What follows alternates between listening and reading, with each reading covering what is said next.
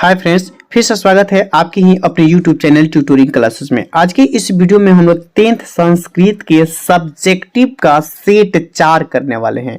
यदि subjective question का आप सेट नहीं देखा है तो उसका लिंक नीचे डिस्क्रिप्शन बॉक्स में दे देते हैं, आप लोग जरूर देखिए। ये सभी सब्जेक्टिव क्वेश्चन प्रीवियस एग्जाम में पूछे गए हैं और आपके एग्जाम में पूछे जाने की पूरी संभावना है, इसलिए वीडियो बहुत ज्यादा आपके लिए जरूरी हो जाता है, इसलिए वीडियो को अंत तक जरूर देखिएगा। आइए क्वेश्चन की शुरुआत करते हैं।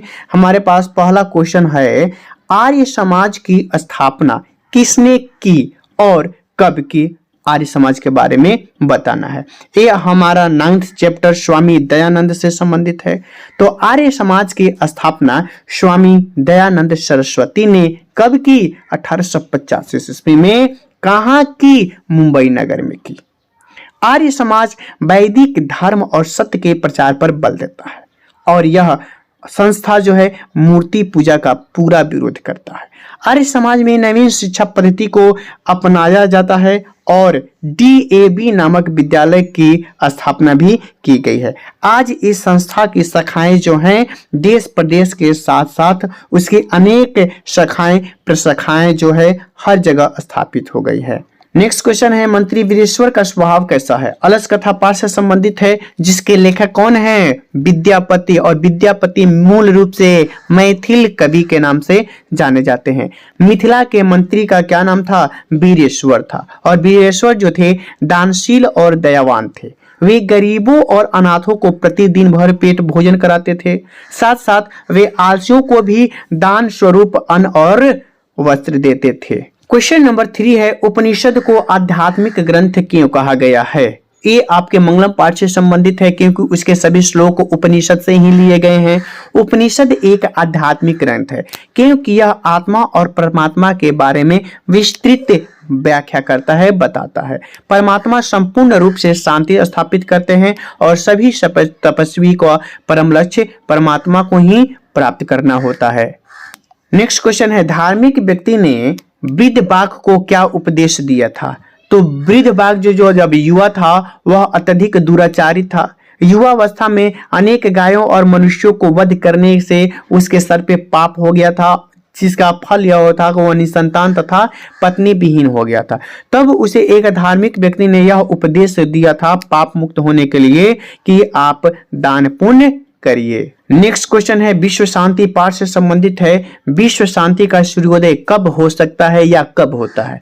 तो जब एक देश दूसरे देश के आपदा के समय सहायता राशि एवं चीजें भेजते हैं तब विश्व शांति का सूर्योदय दिखाई देता है या सूर्योदय होता है। नेक्स्ट क्वेश्चन है, पंडित किसे कहा गया है?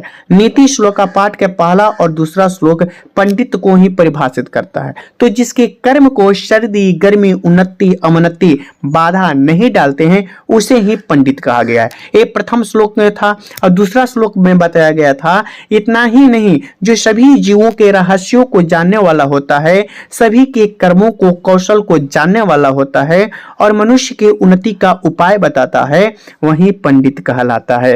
ये दोनों नीति श्लोक का पाठ के प्रथम और द्वितीय श्लोक पंडित को ही परिभाषित करते हैं। नेक्स्ट क्वेश्चन है, पाटलिपुत्र वैभव से संबंधित है। चंद्रगुप्त मौर्य के समय में जो पाटलिपुत्र की रक्षा व्यवस्था थी वो कैसी थी? तो चंद्रगुप्त मौर्य के समय में पाटलिपुत्र की रक्षा व्यवस्था अत्यंत सुंदर थी, उत्कृष्ट थी, जिसका विवरण मेगास्थनीज ने अपने संस्मरण में लिखा। मेगास्थनीज कौन था और किसके दरबार में आया था? मेगास्थनीज था यूनान का राजदूत था और वह चंद्रगुप्त मौर्य के दरबार में आया था। क्वेश्चन नंबर 8 है, मध्यकाल के भारतीय समाज क्यों दूषित हो गया था? इसी क्वेश्चन को दूसरे तरीके से बताया जाता है, मध्यकाल में कौन कौन से आडंबर थे या कौन कौन सी कुरीतियां थी?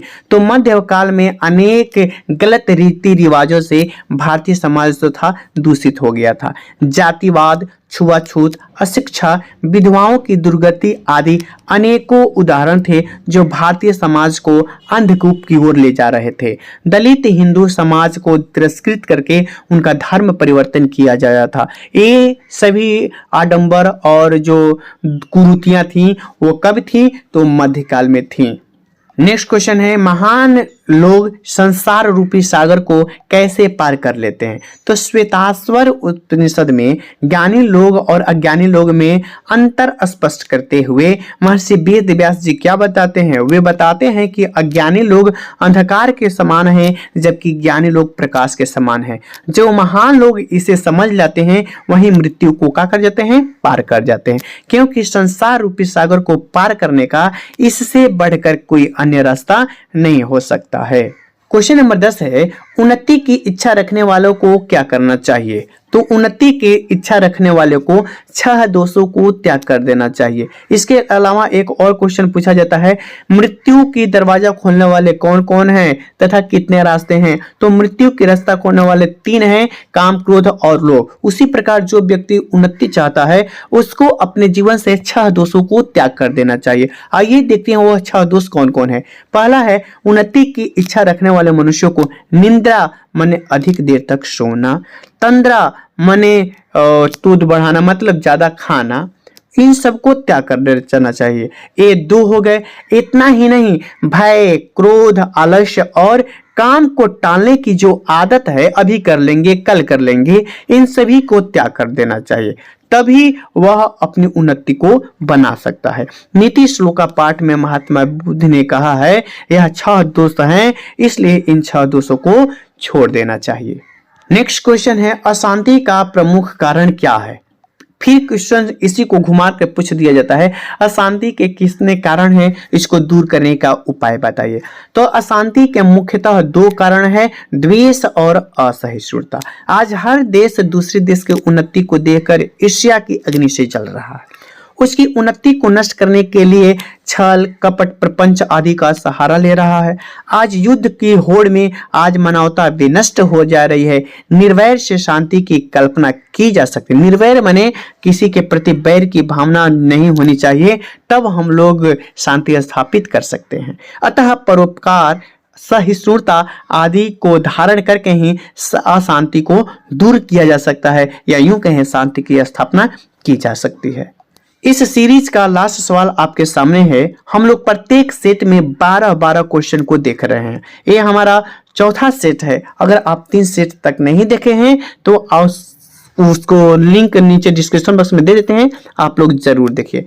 नेक्स्ट क्वेश्चन है, ज्योतिष शास्त्र के अंतर्गत कौन कौन से शास्त्र हैं तथा उनके प्रमुख ग्रंथ कौन कौन है? तो ज्योतिष शास्त्र के अंतर्गत खगोल, गणित, विज्ञान आदि शास्त्र हैं। आर्यभट्टयम, बृहत संहिता जो है इनके उदाहरण है। यह सीरीज आपको कैसा लगा आप हमें जरूर बताइए। मिलते हैं अगले सब्जेक्टिव सेट्स के साथ, तब तक के लिए धन्यवाद।